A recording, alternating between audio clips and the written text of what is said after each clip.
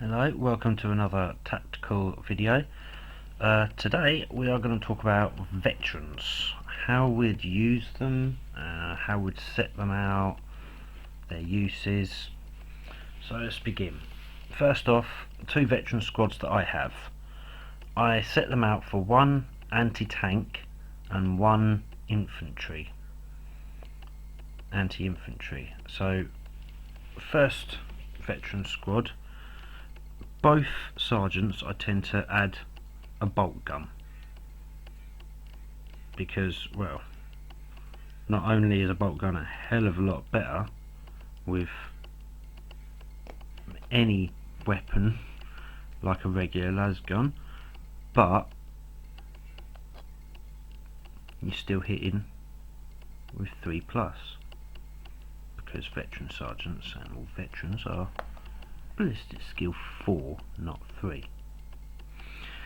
Then, quite naturally, we'd go 3 melter guns. Being anti-tank, you're going to want melter guns in there. And then you've got a choice. You can either go auto cannon, las cannon, or missile launcher. I tend to go missile launcher because it gives us a bit more of a variety with frag or crack or flak. With a better ballistic skill, they're going to hit better. Then you've got 4 regular vets to go with. Now, you could do a lot of different things with anti-tanks. You can stick him in a chimera, charge him up, jump him out, and just pop loads of melter guns at the enemy and take them out.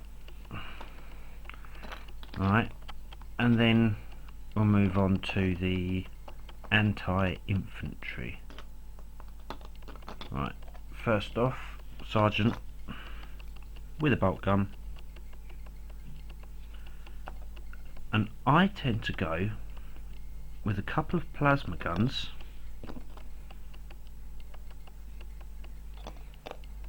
and a heavy flamer.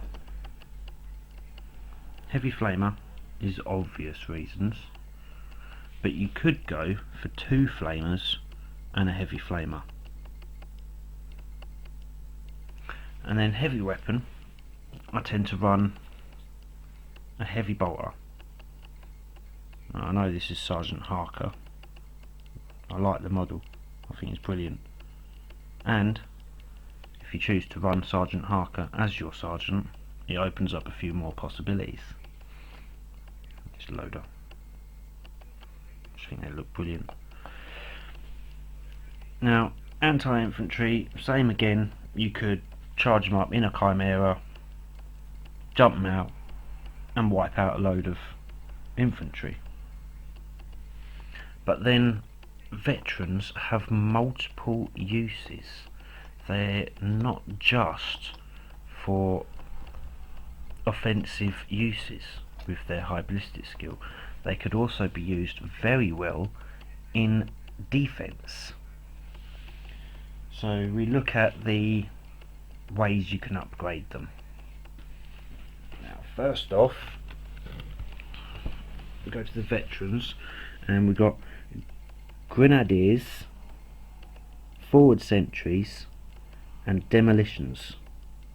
So let's start from the top one, grenadiers. Now, this is what most people like to choose because it gives you a 4+ armor safe.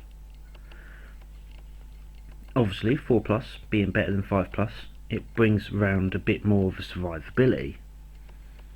And even though there are plenty of weapons out there that are better than AP4, there's far more that are better than AP5. So you get that better chance at getting your armor saves. Next, forward sentries. Now this one is the one that I usually go for, because even with a 4+ armor save, you could still have a weapon fire at you with a better AP. So say a las cannon, AP 2, you're going to lose your armor save straight away. But with forward sentries, you get your camo cloaks. So no matter what, unless it's ignore cover weapon that's firing at you, you're going to get an armor save.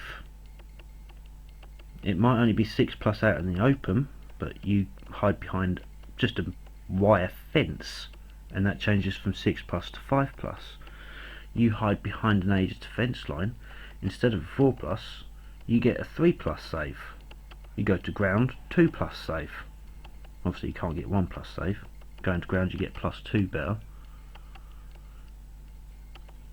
And then that opens up a world of possibilities as well.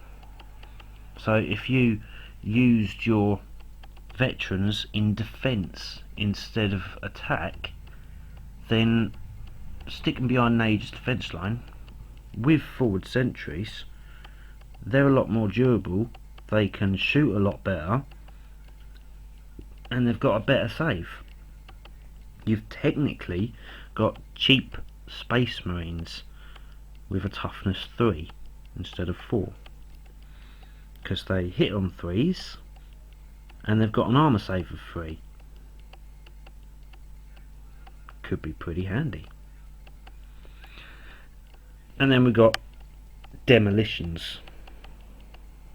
Now demolitions, obviously if I was going to go for the anti-tank squad, so 3 big melter guns and a missile launcher, and hell, take him out and make Sergeant Harker the sergeant of that squad, automatically we've got 3 melter guns and a missile launcher that could all take out a vehicle, and we've got 3 rending shots from Sergeant Harker.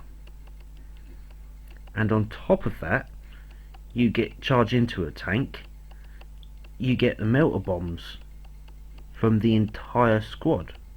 You're going to take out whatever tank you charge into, no matter how powerful it is.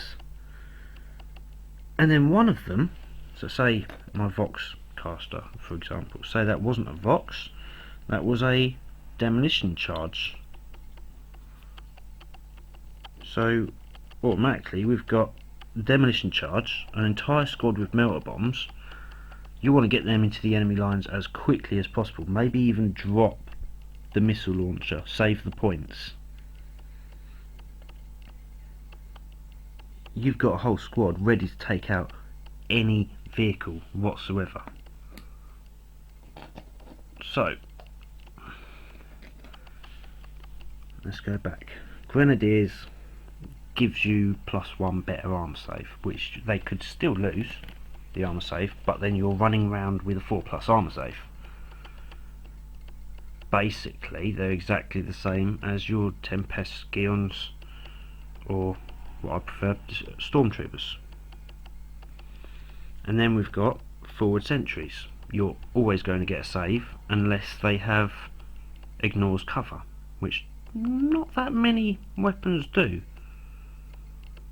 I mean, obviously there's quite a lot of ignores cover weapons out there, or special rules, but nowhere near as much as AP4. And then we've got the demolitions. Charge up, blow up a tank, move on to the next target. Veterans are very useful at setting their own specific things that they go after, but you have to be careful about how you use them. You can't just chuck them in a blob and then charge them up and then shoot anything that comes near them. They have to have their set targets. If you go and mix up a veteran squad that makes no difference, you've got your sergeant, say you go for a missile launcher, you go for a heavy flamer, a melter gun and a plasma gun, and then Voxcaster and a few regular troops. That squad would make no sense whatsoever. What's their target? What's their purpose? They've got 1 anti-tank weapon, 2 if you include the missile launcher, but it's only medium tanks. You got 1 anti-personnel heavy flamer and 1 anti-heavy personnel melter gun. You've dropped their chances of accomplishing their mission dramatically. You want to keep them in a set way, so either anti-infantry or anti-armour, because they'll accomplish their mission a lot better. If you just want them to hold an objective and you're not sure if they're going to be charged at by the enemy, or if they're going to be shot at, or even if there's going to be a tank come too close and you're not going to be able to deal with it, then you want to look at the rest of your army. If a tank can get that close but you're trying to hold that objective, you want to set them up for anti-infantry. Because you're an infantry squad, you will have a better chance at holding that objective than the tank. So you want to start thinking about getting forward sentries. Get that cover save. Get that much better cover save, much needed, so you can hold the objective. And then we've got, if you want to go up and you want to pop some tanks. So you want to get your anti-armour squadron built up for their mission, and if you want to get them up there quickly, you're going to want to stick them in a vehicle. But if they've got, say, dreadnoughts or something that's going to deep strike, then you're going to want to mix them up. You're going to want your anti-armour crew holding around, not holding objectives so they can actually move left or right to defend, and then your anti-infantry holding the objective. Because if an infantry gets near the objective, then they can contest. If armour gets near the objective, you have an objective holding squadron, they don't. That's your objective.